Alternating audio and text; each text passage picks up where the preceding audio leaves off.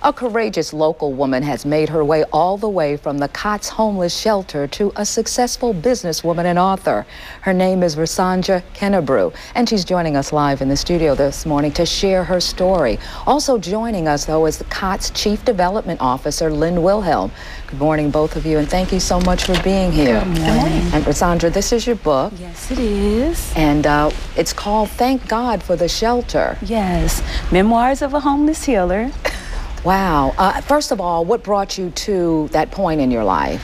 I tell you, it was depression. It was just too much adversity at one time. Over several years, I'd lost my job. I'd worked for a company as a district sales manager for about 9 years. The company went out of business.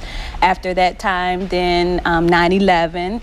Then there were just a series of events that got me to that place. But finally, I was just fed up. I couldn't take it any longer. I was on medication for depression. I had, at one point in time, thought about driving off of a bridge, so I knew I needed some intervention.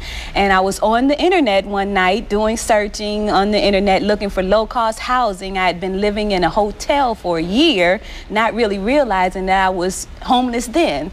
And then I found COTS, the Coalition on Temporary Shelter, made a call, and the rest is history. Now, Versandra, did you have children?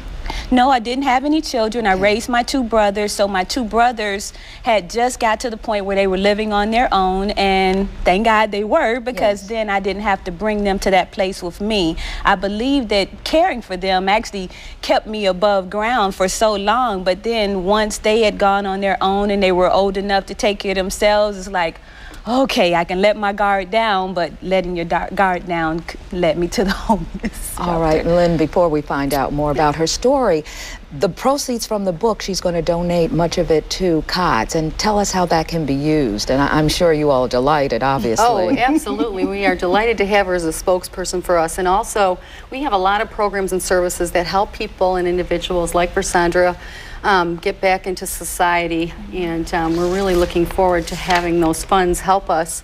We'll probably do things with her blessing to help women build their self-esteem again after they've been through this situation. Well, thank you both so much for coming in, because it is so needed, and again, courageous, and congratulations to you.